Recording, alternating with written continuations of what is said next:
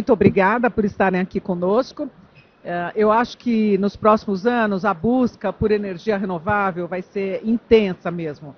Para nossa sorte, nós temos uma matriz diversa que contempla praticamente todas as formas de geração de energia. O que pode levar diversos segmentos econômicos a terem um uso maior de energias menos poluentes em suas atividades? O governo tem buscado incentivar essa transição com uma série de incentivos e subsídios, o que tem feito crescer a preocupação de que regulamentações não privilegiem uma rota em detrimento da outra e não criem barreiras. As matérias-primas, como o gás natural e a biomassa, há consenso de que a transição energética brasileira deve buscar impactos econômicos favoráveis. Como o segmento que cada um de vocês representa aqui tem visto esses movimentos? Para onde estamos caminhando? Fernanda, vamos começar com você. Eu gostaria de aproveitar, inclusive, para você nos explicar na sua resposta o que é o marco do hidrogênio e se o mercado está otimista com ele. Fernanda. Obrigada, Mona. Gente, muito boa tarde. É um prazer estar aqui em nome da Associação Brasileira da Indústria do Hidrogênio Verde. Agradeço à a Febrabantec, o convite. Saúdo aqui meus colegas parceiros de painel, João e Leonardo. É um prazer estar aqui. Bem, transição energética é sempre um tema muito interessante de ser discutido e também sempre muito controverso, né? A transição energética, na verdade, ela já começou.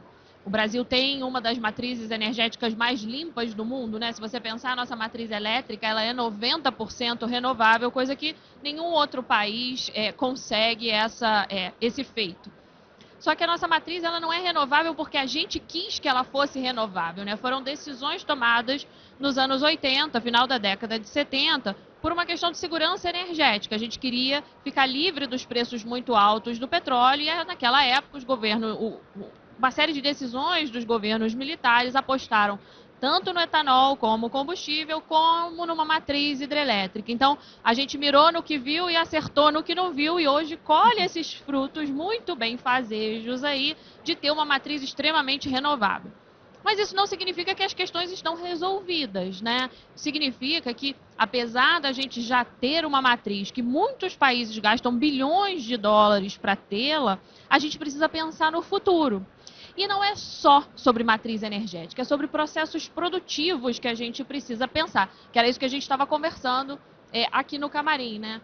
Como eu trago o conteúdo de carbono para baixo dos meus processos produtivos em uma economia futura que vai me cobrar uma redução da intensidade de emissões de gases de efeito estufa e, por conseguinte, de emissões de carbono. Então, é como eu levo a economia brasileira para essa nova ordem econômica mundial verde, que exige que eu tenha um aço verde, uma soja verde, um cimento verde, uma indústria química verde, cada vez com ajustes de fronteira, ou seja, como a Europa vai colocar agora, em que para eu entrar nesse mercado eu tenho que comprovar que o meu produto é realmente baixo e intensivo em carbono. Então, para além da matriz energética, o nosso desafio agora é acomodar crescimento populacional, acomodar crescimento econômico e acomodar a entrada do Brasil nessa nova ordem econômica mundial verde que é inexorável, que não adianta a gente entrar numa discussão,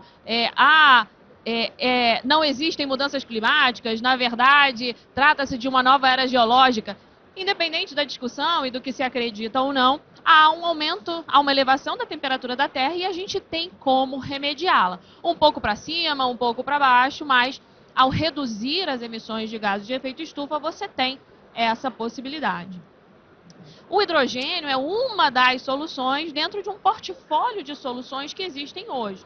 Se a gente estivesse nessa mesma mesa há 3 anos atrás, eu ia te dizer que hoje a gente sabe que precisa estabilizar a temperatura da Terra em 1,5 graus, que a gente sabe onde a gente está, a gente sabe onde a gente quer chegar, mas o caminho ainda não é conhecido. Hoje a gente sabe qual é o caminho e a gente sabe como fazê-lo, né? Trazendo o conteúdo e essas emissões de carbono para baixo, de carbono, de metano, de todos os gases de efeito estufa. E para isso você já tem uma série de soluções tecnológicas. Eletrificar o que pode ser eletrificado, que tenho certeza que vai aparecer aqui na fala do João. Mercado de carbono, né, que é que está sendo discutido hoje no governo brasileiro, dentro dessa agenda verde, que tem um cap aí de você poder offsetar 20% das suas emissões, trabalhar com os biocombustíveis, que é uma expertise brasileira, etanol, biodiesel, fazer SAF, diesel verde, enfim, combustíveis drop-in, etanol de segunda geração. Então você tem hoje uma cartela de oportunidades e o hidrogênio verde ele aparece como uma dessas possibilidades, dentro desse projeto de lei que foi aprovado na semana passada agora no parlamento brasileiro.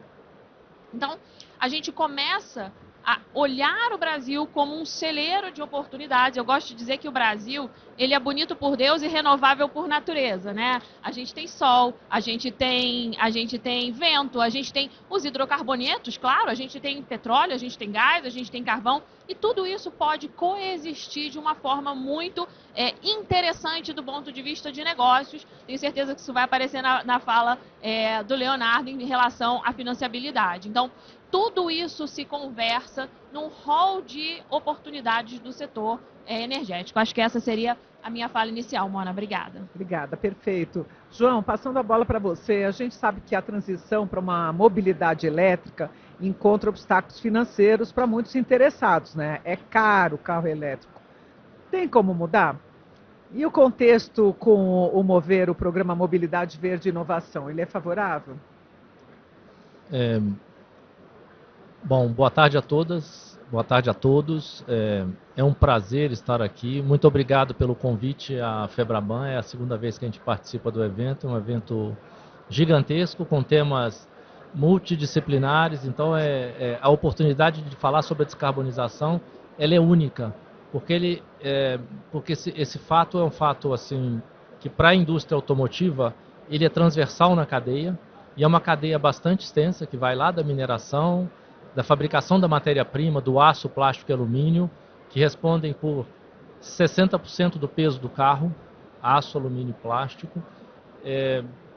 Depois a gente fabrica os componentes com essa matéria-prima, a gente monta os carros, esses carros são vendidos, comercializados, vão para a mão dos clientes, o cliente roda 200 mil, 300 mil, 400 mil quilômetros com esse carro depois ele tem um fim de vida, que não está ainda muito bem endereçado aqui na nossa região. Outras regiões do planeta fazem isso com extremo rigor, né? Japão, Estados Unidos, Europa. Nós precisamos fazer isso para poder aproveitar a matéria-prima no fim de vida do carro e evitar de ter que fazer mineração de novo, fazer matéria-prima de novo e produzir tudo de novo, né?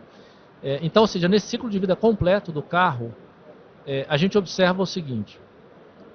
Primeiro, o carro elétrico ele emite CO2. Ele não tem escapamento, não tem motor a combustão, mas ele emite CO2, porque a fabricação da bateria ela requer um número grande de materiais da natureza. Os materiais precisam ser minerados, precisam ser retirados. Então, a avaliação correta é o ciclo de vida completo, né, do berço ao túmulo. Quando a gente olha para esse cenário, o carro elétrico ele é uma das opções. Diante de um menu, eu vou acrescentar uma palavra no vocabulário, um menu de tecnologias, onde o etanol, pelo fato de ser renovável, como já foi mencionado, ele, no berço ao túmulo, ele emite tanto quanto um carro elétrico, 100% elétrico. Então, essa é uma forma de descarbonizar. É lógico que para a nossa região, como o carro elétrico ainda ele representa um custo muito alto, a bateria ela é cara, a fábrica de bateria é muito cara, né? São bilhões de dólares para montar uma fábrica de bateria. Você precisa de uma infraestrutura de recarga num país continental como o nosso, que não está disponível, mas não só no Brasil, em outras regiões do planeta, no hemisfério norte rico, poucos países estão com esse problema da recarga da bateria endereçada, porque eu preciso ter um automóvel, mas preciso ter a liberdade de ir e vir. E essa liberdade de ir e vir vem com estações de recarga rápida à disposição quando eu preciso, né? Noruega é um país que está resolvido. Vende 85% de carro elétrico. É um país pequenininho, renda per capita alta, bonificação para vender o carro e investiu durante os últimos 15, 20 anos para preparar o país para receber o carro elétrico. Mas o mesmo não aconteceu em outras regiões da Europa, dos Estados Unidos e, quiçá, de um país que está no hemisfério sul, considerado um país em desenvolvimento como o nosso, né? Então, é uma solução para determinados usos e aplicações, mas a gente tem um asset, como foi mencionado aqui, vou de novo fazer uso, vou me referir a você várias vezes durante a apresentação, porque a sua abertura foi bastante abrangente. Então, ou seja, por razões de segurança energética, investiu no etanol. O etanol hoje, pelo fato da plantação de cana-de-açúcar da próxima safra, capturar o CO2 que está sendo emitido pelos carros que estão rodando na rua, faz dele um carro baixo carbono, tanto quanto um carro elétrico. Então, veja bem, eu não posso obrigar a população a usar um carro 100% elétrico, mas também não posso obrigar a usar um carro 100% etanol. A combinação dessas duas fontes energéticas e tecnologias vão nos dar o diferencial competitivo em relação ao resto do mundo. Hoje nós temos tecnologia flex, então a gente vende hoje 30% de etanol e 70% de gasolina. 70% de gasolina tem dentro 27% de etanol. Então, aproximadamente 36% da nossa frota que está rodando hoje, enquanto nós estamos aqui, usa etanol e é baixo carbono. Qual é o país do mundo que tem 36% da sua frota rodando com carro baixo carbono, com carro elétrico? Só a Noruega. Ninguém mais. Ninguém mais. Pelas dificuldades que o carro elétrico ainda vai, os desafios que o carro elétrico tem, né? Ele tem aplicação, mas ele vai passar por esses desafios. Então, quando a gente olha para a nossa realidade, se a gente faz um carro híbrido, flex ou etanol, nós vamos extrair o melhor dos dois, da eletrificação e do etanol. Híbrido porque ele é mais barato do que um carro 100% elétrico. Ele tem uma bateria de lítio, mas ela é menor. Ele tem um motor elétrico, mas ele é menor. E dá para o cliente uma redução de consumo de 15%, 20%, 30%. Essa seria uma solução brasileira, sim? Ou já lá fora tem alguém fazendo esse híbrido? É a solução que nós estamos direcionando e que nós estamos investindo para popularizar a eletrificação no Brasil. Colocar um pé na eletrificação e exercitar a fabricação da bateria pequena, do motor elétrico pequeno e garantir para o cliente um carro eletrificado acessível. Tá certo? Então, olha só, o tripé econômico, ambiental e social. A gente continua fazendo motor a combustão e coloca um pé na eletrificação para fazer bateria, motor elétrico, e descarboniza ao mesmo tempo e garante emprego. Nós temos uma cadeia produtiva hoje de motores, transmissões, etc., que funciona e que garante para a gente 90% de localização dos carros. Se a gente amanhã gira a chave e vai para o 100% elétrico, nós precisamos jogar tudo isso no lixo e começar a importar bateria, porque nós não temos fábrica de bateria hoje, né?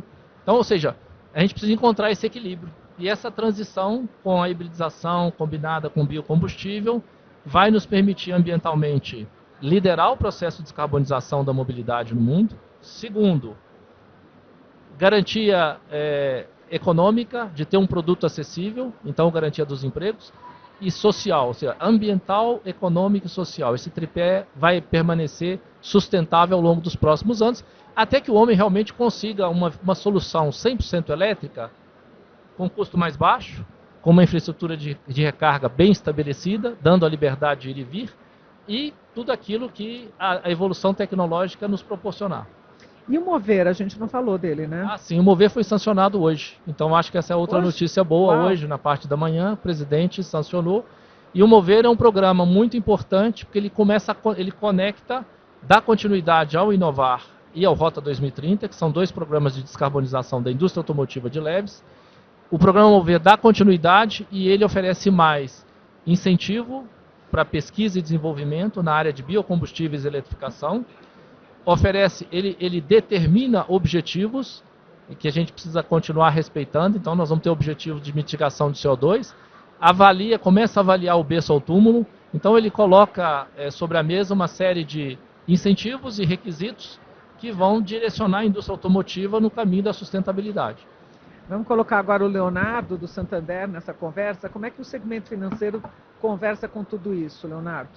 Claro, obrigado, Mona, obrigado, Febraban, pelo convite para estar nesse painel, meus colegas Fernanda, João, a toda a audiência, representando aqui o Santander, num tema tão importante que é a transição energética no Brasil.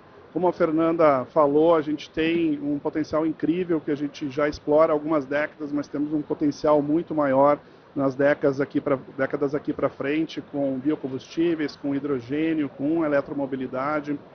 Então a gente precisa realmente desse esforço regulatório que o governo tem colocado nesse último ano para ajudar a criar as condições necessárias para atrair o investidor aqui no Brasil, para dar essa segurança para o investimento nessas novas tecnologias climáticas que são emergentes e que envolvem um certo desafio para a escala. Então, os incentivos governamentais, as regras do jogo claras permitem que a gente consiga superar um pouco dessa fricção inicial na escala dessas novas tecnologias.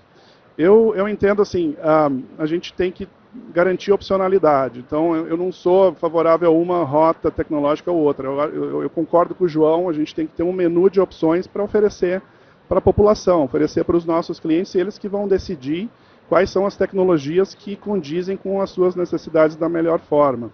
A gente tem que olhar três aspectos. Um aspecto é a nossa vantagem comparativa, que foi bem descrita aqui. Nós temos uma cadeia do etanol muito bem desenvolvida, é um produto incrível que vai continuar se aperfeiçoando, etanol de segunda geração, mas temos também um contexto de plano, de objetivos de descarbonização. E para isso a gente tem que olhar realmente as emissões do poço ao túmulo, né, que são as emissões de ciclo de vida, e entender quais dessas tecnologias nos oferecem a melhor oportunidade de redução de emissões, e o elétrico, realmente o híbrido e o etanol estão muito próximos ali no perfil de emissões. Então, não é elétrico ou híbrido etanol ou veículo flex, é um e o outro e o outro, né? A gente precisa desse mix, porque de um lado nós temos uma matriz, uma frota de veículos no Brasil de 40 milhões de veículos leves, é uma frota muito grande, com uma idade média de 10 anos, então mesmo se a gente fosse tentar fazer uma substituição muito acelerada por veículos elétricos, vai demorar muitas décadas, até porque temos esse desafio que o João bem colocou da infraestrutura de recarga, que é essencial para esse avanço.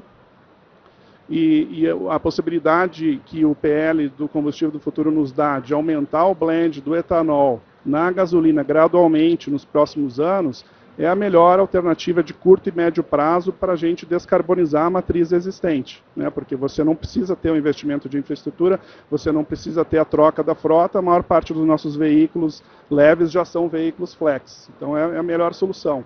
Outra solução, obviamente, que algumas montadoras já estão trabalhando, é ter veículos híbridos a etanol, somente a etanol, que chega com perfil de emissões muito, muito próximo ao perfil do veículo elétrico. Agora, nós também temos que observar esses movimentos globais. O mundo está sendo direcionado para a eletrificação, ainda que China, Estados Unidos, Europa, nós estamos vendo uma certa desaceleração nas vendas dos elétricos, ainda está crescendo.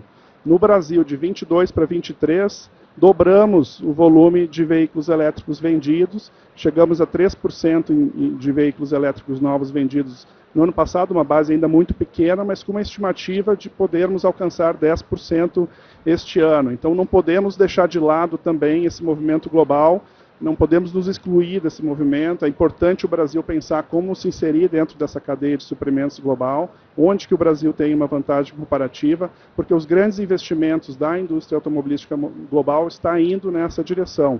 Tem bilhões, dezenas de bilhões de dólares indo para pesquisa e desenvolvimento. A gente está vendo muita inovação na eletromobilidade.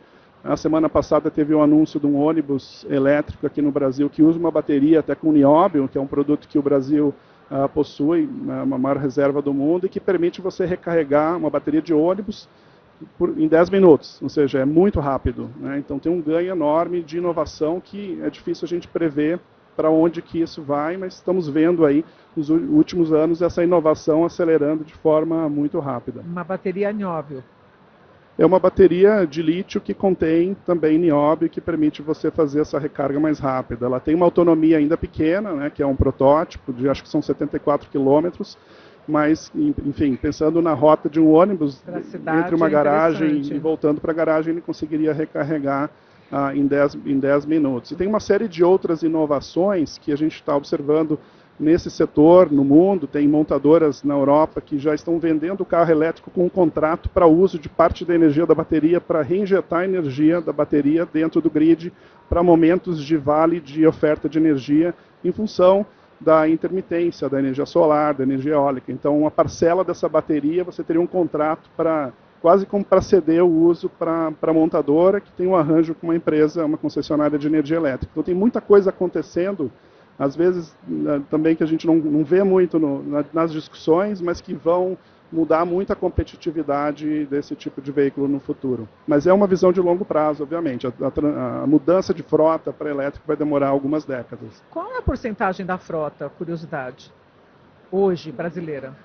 No Brasil, em 2023, 3% dos veículos novos vendidos foram elétricos. A percentual, acredito que ainda seja menor, próximo a isso, né? Não tenho exatamente o número, mas é um percentual muito pequeno, porque a maior parte dos veículos elétricos que nós observamos entrando no mercado, principalmente através do mercado americano, com a Tesla, que adotou um modelo de carro premium de altíssimo valor, com nível alto de sofisticação, ele atendeu um nicho muito específico. E agora que a gente está começando a ver a entrada de veículos elétricos mais baratos, nessa faixa de pouco mais de R$100 mil. A McKinsey, faz 2 anos, fez um estudo que mostrou que um veículo elétrico ele é, na média, mais vantajoso no Brasil para um motorista comparado com um veículo a combustão quando você roda mais de 150 km por dia, que é uma rodagem bastante elevada, né? Então é motorista de aplicativo, é motorista de táxi, é quem tem que ir e voltar para o trabalho uma distância muito longa. Mas com a entrada desses carros novos, mais baratos, carros chineses, BYD e GWM, a gente está vendo que essa necessidade de rodagem ela baixa possivelmente até 80 km por dia na média anual, né? Então eles estão ficando cada vez mais competitivos. João, como que a hibridização, as redes inteligentes podem ajudar a impulsionar aqui eu me perdi aqui. Como que a hibridização e as redes inteligentes podem ajudar a impulsionar a eletrificação do segmento automotivo? Dizem que a modernização do setor elétrico inclui o fornecimento de uma energia mais barata. Então existe mercado para carro elétrico, né? Eu acho que o Léo estava dizendo, a compra do veículo ela precisa ser orientada de várias formas, e uma delas é o custo de operação, o custo de propriedade do objeto, né? Então a gente tem um preço alto porque a bateria ainda é cara, a bateria representa praticamente 40% do custo do carro. E um carro 100% elétrico ainda é caro. Mas o custo da energia elétrica, comparado com o quilômetro rodado do combustível líquido, é bastante conveniente para o carro elétrico. É 1/3, ordem de grandeza, dependendo da região. O custo de manutenção do carro elétrico é mais baixo do que o carro a combustão, ele tem menos componentes. O carro elétrico ele é mais software do que hardware, né? A gente costuma dizer que ele é um celular sobre rodas, né? Existe um grande ponto de interrogação que é a venda do carro. Qual é o valor desse carro no final do uso, né? Esse é um aprendizado que nós vamos colher ao longo dos próximos anos. A gente não sabe ainda, a gente é uma coisa muito nova. A gente tem insights daquilo que está acontecendo no mercado hoje, mas os volumes são pequenos, né? Eu disse aqui, a Noruega hoje vende 85% de carro elétrico. E 40% aproximadamente da frota da Noruega é de carro elétrico. Qual é o Se a gente vai carro? para os Estados Unidos, nós estamos com menos de 5% da frota circulante de carro elétrico. É muito pequeno ainda. O valor absoluto é grande, mas a estatística que a gente tem, nós estamos aprendendo com ela, né? Então, quando a gente olha o Total Cost Ownership, o custo de propriedade do carro, ele é muito vantajoso para quem percorre esses quilômetros que o Léo comentou aqui, porque ele usufrui do benefício do quilômetro rodado do combustível, da manutenção e, quiçá, do valor residual do carro, mas para aplicações específicas. Para aquele cliente que usa o carro 4 mil quilômetros, 10 mil quilômetros por dia, 20 quilômetros por dia, 30 quilômetros por dia, é muito pouco ainda, tá certo? Então, não vale a pena ainda você fazer essa transição. Mas é uma opção do cliente, né? O mix de oferta do mercado, o mix de procura no mercado é esse que o Léo citou. Nós estamos na ordem de 3%. Existe, evidentemente, existem grandes investimentos. A hibridização ela entra porque ela tem diferentes níveis de hibridização, com baterias menores, médias e maiores, motores elétricos pequenos, médios e maiores, cada um com uma eficiência, oferecendo uma eficiência energética para o cliente, uma redução de consumo para o cliente e, consequentemente, descarbonização. Então tem níveis de hibridização que oferecem de 10% a 15% de redução de consumo, 20%, 30%. É lógico que com custos diferentes. Então, ao incentivar isso no mercado brasileiro e incrementar a cadeia produtiva para essas baterias menores, esses motores elétricos menores, a gente está dando um passo em direção ao carro elétrico, 100% elétrico lá na frente, quando essa tecnologia estiver mais evoluída, mais barata, né? Então, ou seja, a hibridização ela tem um papel muito importante nesse processo. Dentro das categorias de hibridização, entrando agora no grid, né, existe uma categoria de hibridização mais cara que é o plug-in, que é aquele que você tem uma tomada e que você carrega o carro em casa. Ele tem uma bateria um pouco maior, não tão grande quanto a do carro elétrico, mas ele te dá uma autonomia no modo elétrico de 50 km aproximadamente. Então eu carrego o carro na minha casa, na tomada lá com 110 volts ou 220, e eu tenho no dia seguinte uma autonomia de 50 km rodando com o carro 100% elétrico. Se eu usei essa energia ou não ao longo do dia, eu posso voltar para casa, plugar meu carro na rede e através de um sistema inteligente devolver essa energia para a rede, ou mesmo usar na minha casa. Mas eu preciso de um sistema inteligente para poder fazer isso. Então, ou seja, o carro híbrido com uma bateria um pouco maior, que tem essa capacidade de rodar 50, 70 km no modo elétrico, se eu não usar essa energia, eu posso reutilizá-la à noite.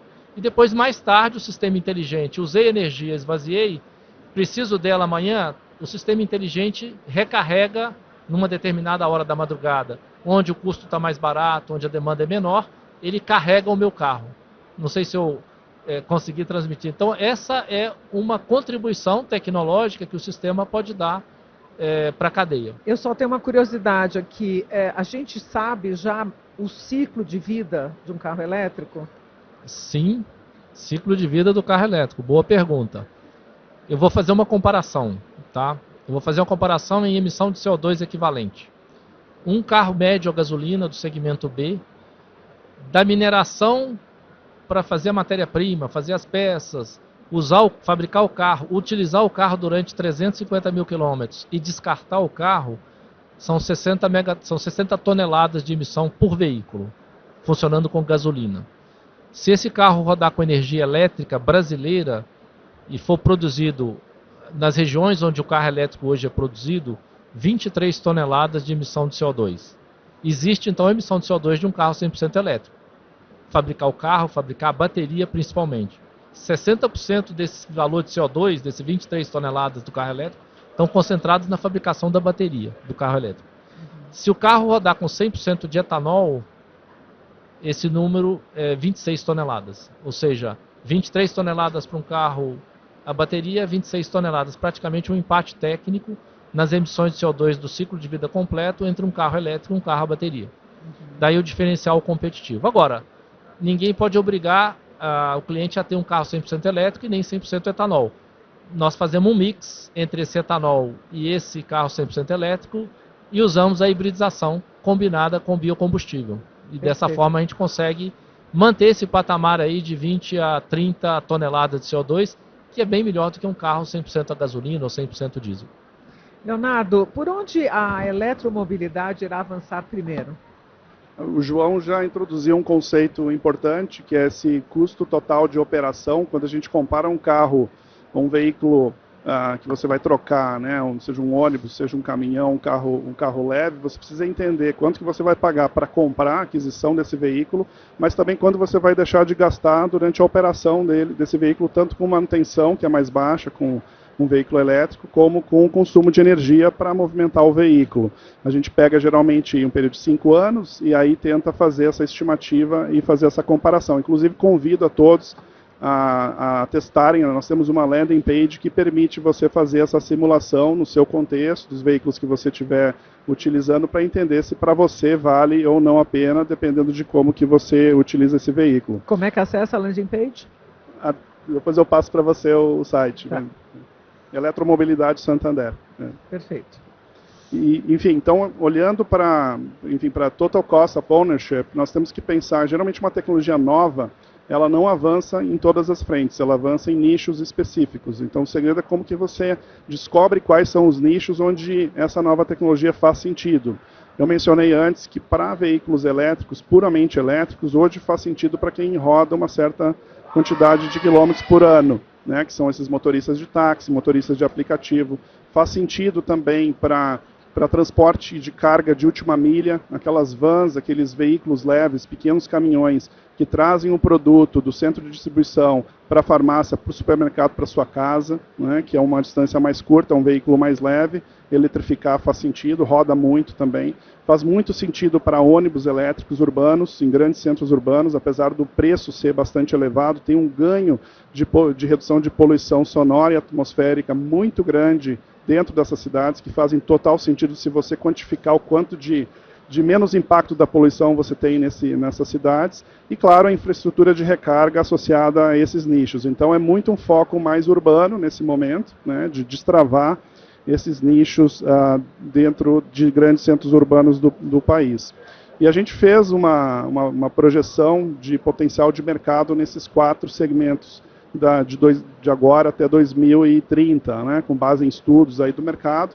Ou seja, é um setor que é um conjunto de segmentos que vai crescer muito daqui até 2030. As estimativas apontam de um mercado do tamanho de 12 bilhões em 2021, chegando potencialmente a 150 bilhões em 2030. Mas esse valor não se realiza automaticamente, vai depender da superação de uma série de desafios, alguns deles a gente já discutiu aqui no painel.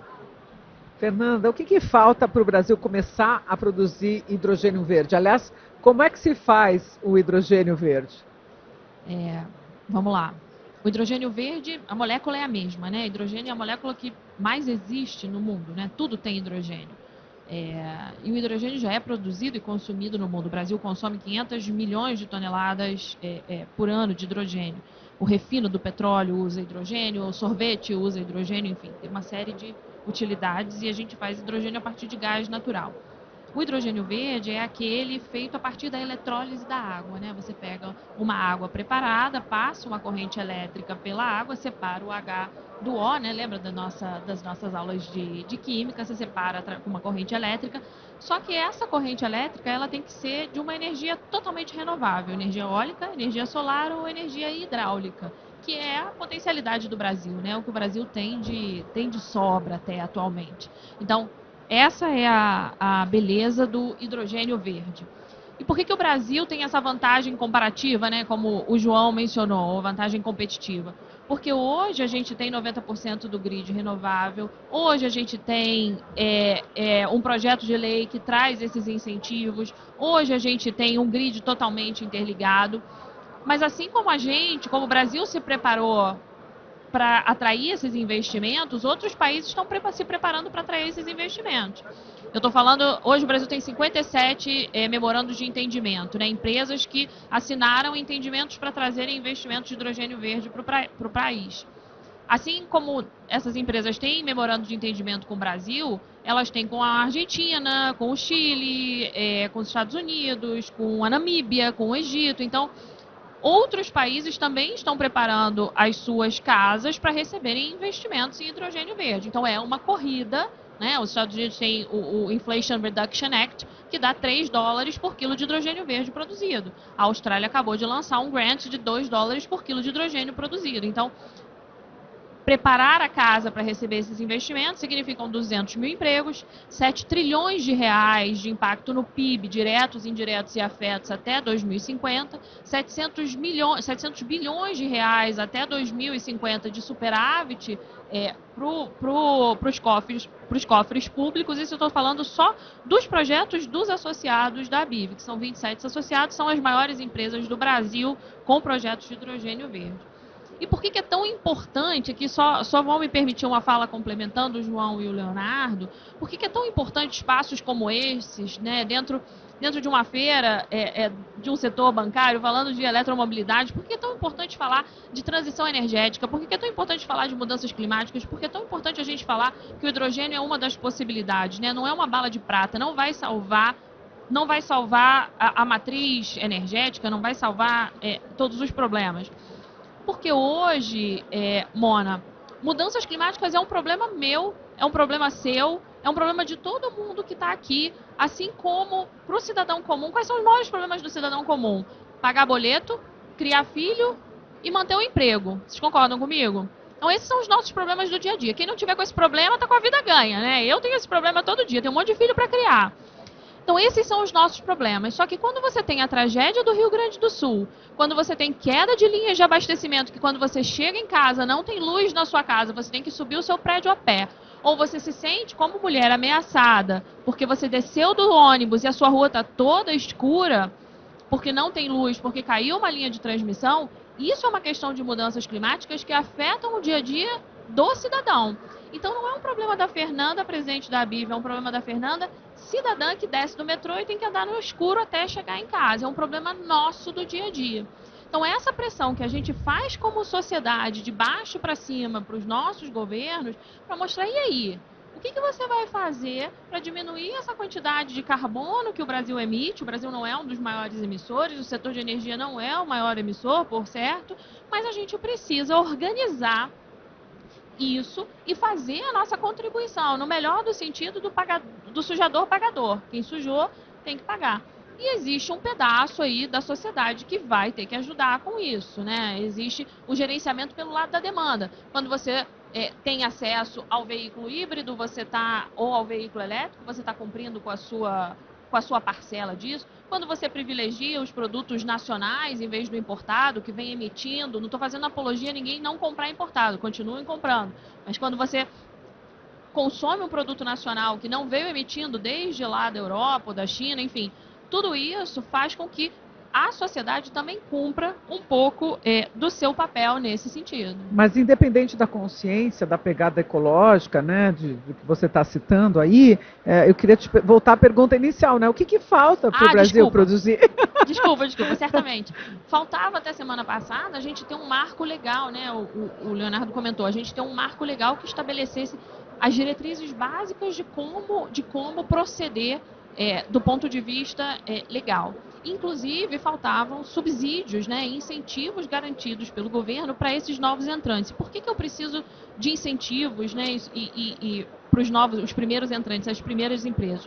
Porque o hidrogênio cinza, que é o que a gente tem em maior quantidade hoje produzido no Brasil, ainda tem um custo de produção muito mais baixo que o hidrogênio verde. Assim como o etanol, quando a gente começou a indústria do etanol, tinha um custo mais alto, assim como a energia eólica, há 20 anos atrás, quando começou, tinha um custo mais alto, a energia solar. Eu preciso de tempo para afundar essa tecnologia, eu preciso de um tempo para ganhar escala de produção, para que a gente consiga trazer essa tecnologia para baixo, trazer esse custo para baixo. Então, esse projeto de lei aprovado, ele ainda falta um pedaço da tramitação. Esse projeto de lei, ele garante para os primeiros entrantes, para os primeiros 5 anos, uma quantidade de incentivos fiscais e creditícios para que essas primeiras empresas, esses primeiros hidrogênios verdes produzidos, tenham o seu custo trazido para baixo e possa competir da melhor forma que a gente consegue aqui como sociedade, como governo, como economia, como mercado, com o hidrogênio cinza. Então, está quase não faltando nada, agora são as empresas tomarem suas decisões finais de investimento e começar a produção. Uhum. Leonardo, quais são os principais desafios para o financiamento da expansão da eletromobilidade no Brasil?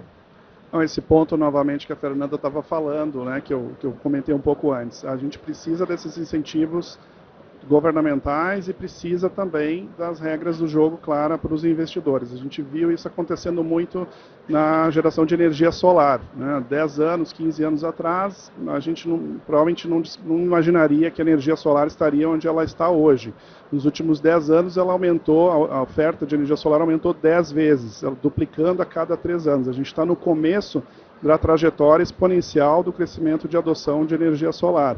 Mas no começo a gente precisou desse incentivo. Até arrisco dizer que provavelmente 15 anos a energia solar vai ser a maior fonte de energia do planeta se a gente seguir essa trajetória exponencial de crescimento. E eu realmente espero que sigamos com as mesmas trajetórias em outras tecnologias climáticas. Mas falando especificamente de eletromobilidade, eu e o João já tocamos em alguns dos grandes desafios. Né, o preço do veículo ainda elevado, né, ele atende um público bem segmentado, né, que dirige bastante, que tem acesso à infraestrutura de recarga. O Brasil ainda está cerca de 5 anos atrás na evolução desse setor, comparado com países mais desenvolvidos. A gente ainda tem uma infraestrutura muito limitada em alguns centros urbanos aqui no Brasil. Então, essa infraestrutura ela é essencial. O segundo ponto, o João mencionou antes, a gente ainda tem uma certa incerteza em modelar qual que vai ser o valor desse veículo no momento em que ele for vendido, qual que é o valor residual, para usar o jargão aqui de financiamento, porque não sabemos qual que vai ser o apetite de um comprador de um veículo que tem uma bateria, que tem uma vida útil, né?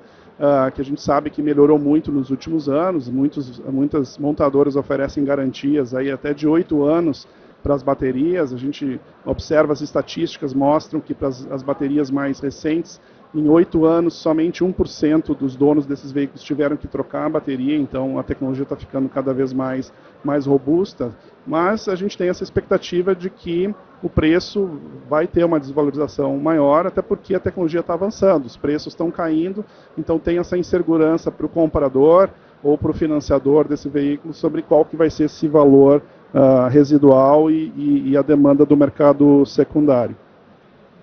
João, você quer complementar aqui essa questão da democratização, o acesso a veículos híbridos, elétricos e em algum momento autônomos? Sim. Desafio, descarbonização. Desafio. Descarbonização de toda a cadeia. De toda a cadeia. Esse é o maior desafio. Não é a descarbonização do fabricante do veículo de passeio, mas de toda a cadeia. A gente emite 50 gigatoneladas, só para colocar números, né? 50 gigatoneladas, o ano inteiro a gente joga 50 gigatoneladas de CO2 na atmosfera. Se a gente não começar a fazer o trabalho de limpar isso e reduzir essa emissão de CO2, isso vai acumulando.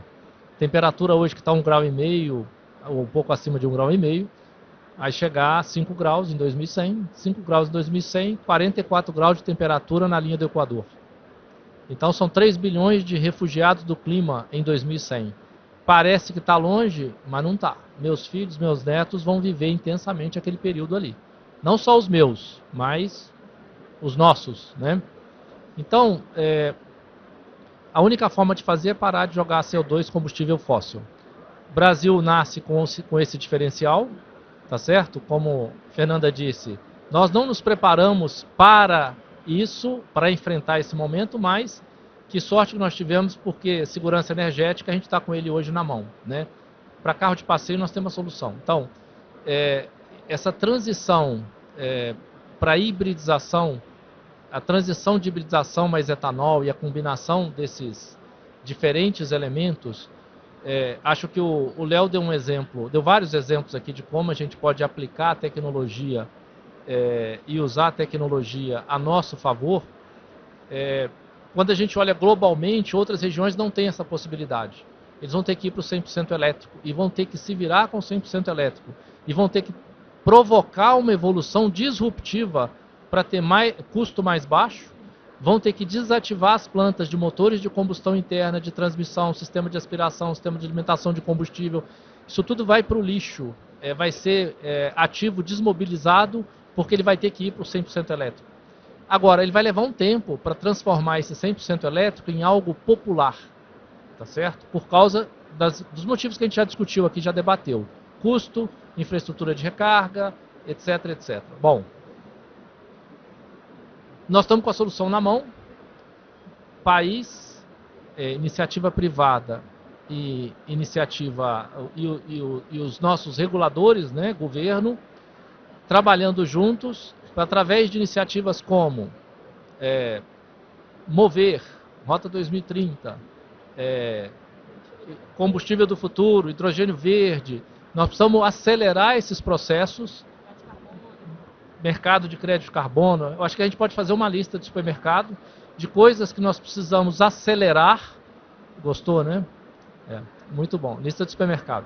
Nós precisamos acelerar. São todos os programas de incentivo. Todos os né? programas que definem requisitos, mas dão também incentivos para que a gente possa acelerar esse processo.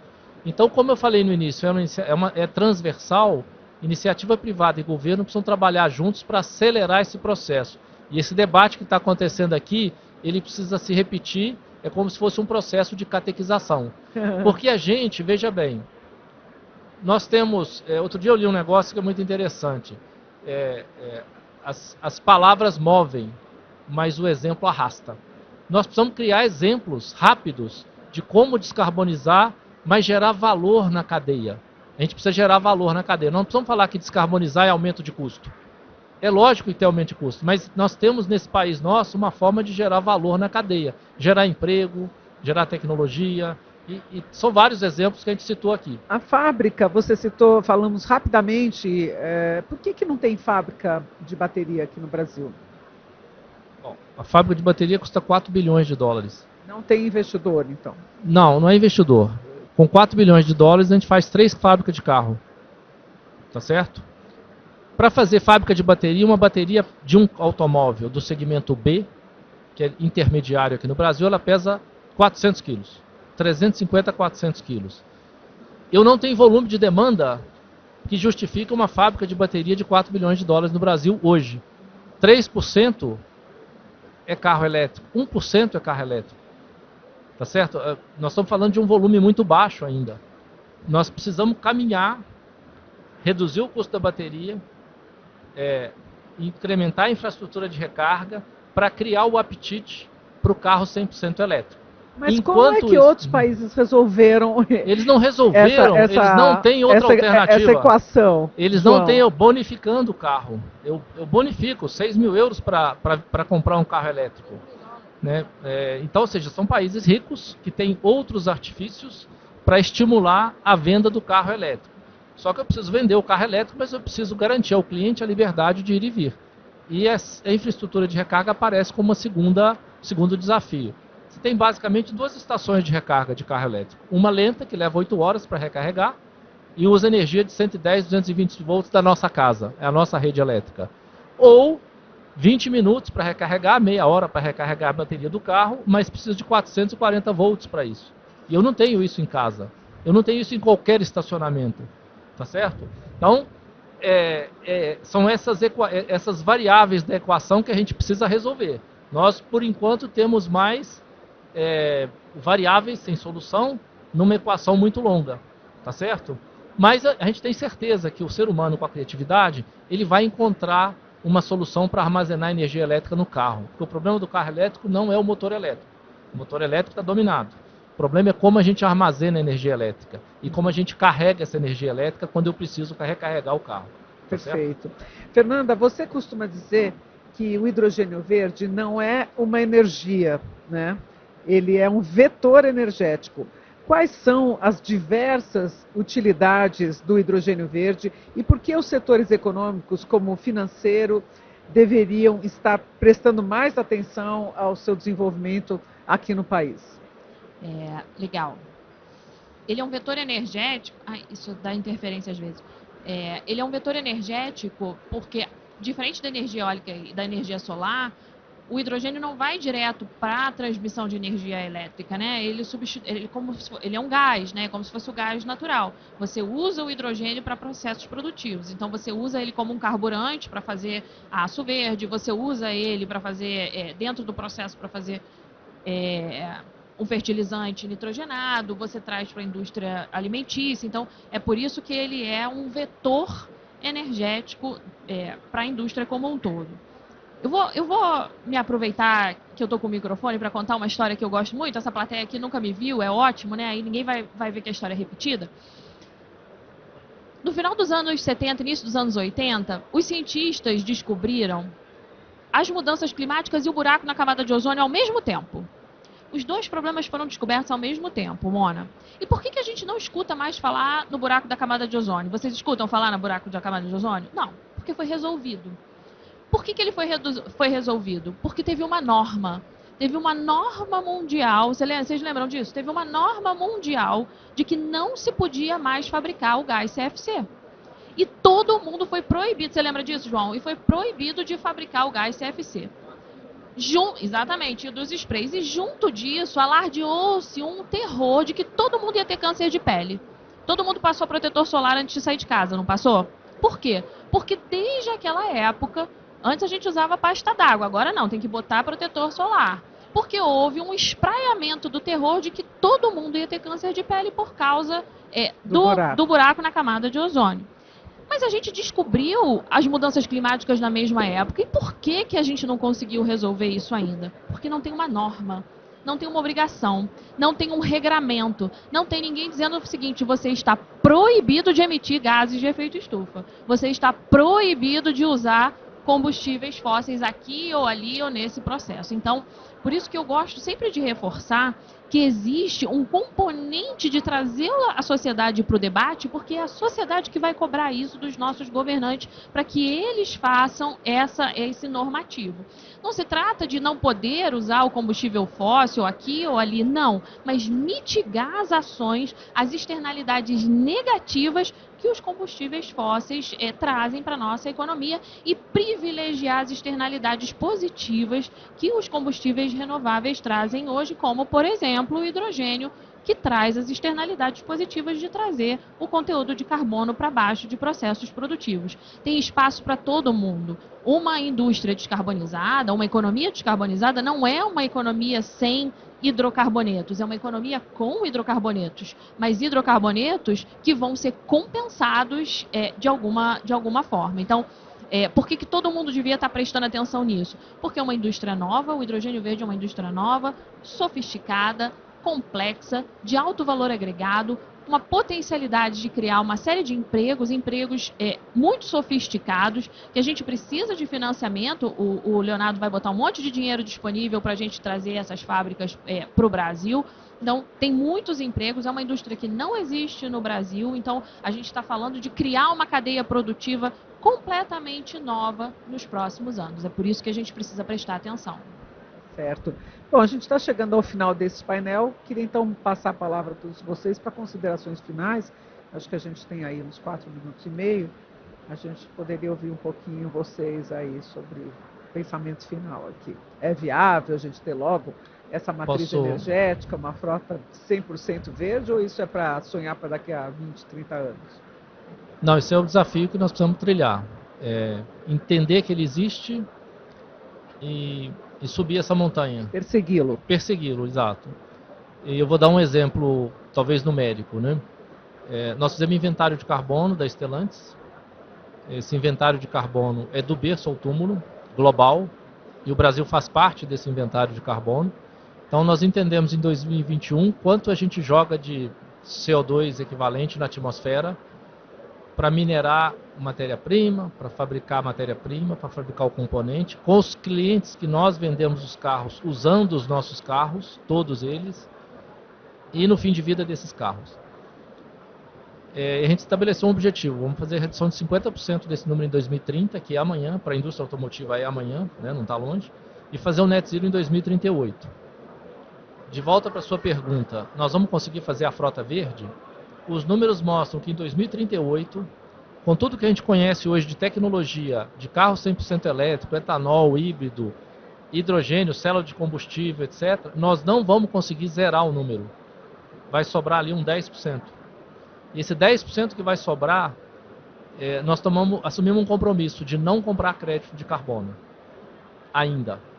Pode ser que o crédito de carbono evolua, né, no mercado, um mercado confiável, né, um mercado robusto, mas enquanto a gente não tem essa visão clara, nós tomamos uma decisão de capturar CO2 na atmosfera, de forma artificial e natural. Europa e Estados Unidos, para mitigar o 10% que vai sobrar lá, eles vão capturar de forma artificial. Nós aqui na região, pela matriz energética que a gente tem, pelo ambiente que nós temos, sol o ano inteiro, vento o ano inteiro, etc., nós vamos capturar CO2 de forma natural. Então, florestas, florestamento, biochar, nós temos várias formas de capturar. A turma do etanol, que hoje produz etanol e cana-de-açúcar, faz isso muito bem. Todos os resíduos são reaproveitados numa produção de etanol. Então nós vamos fazer isso, vamos sair do nosso core business para poder capturar 10% de CO2 de forma natural aqui na região. Então essa é a forma que a gente encara de ter a frota verde. Então vai ser 100% verde?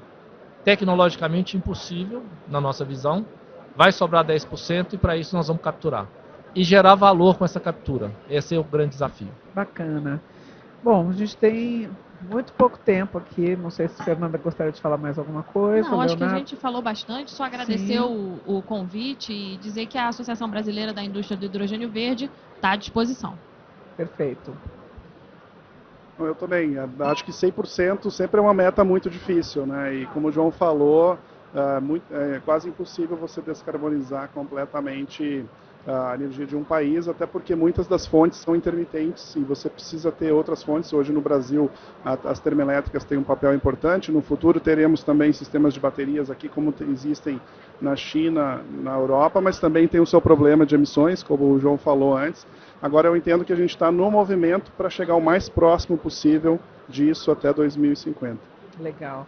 Gente, em nome da FEBRABAN, eu quero agradecer demais a participação de vocês. Acho que o público que acompanhou aqui também deve ser agradecido. Muito obrigada. Acho que foi um debate super legal, interessante, para quem já conhece um pouco e para quem não conhece, muitas perspectivas aí bacanas pela frente. Muito obrigada, gente.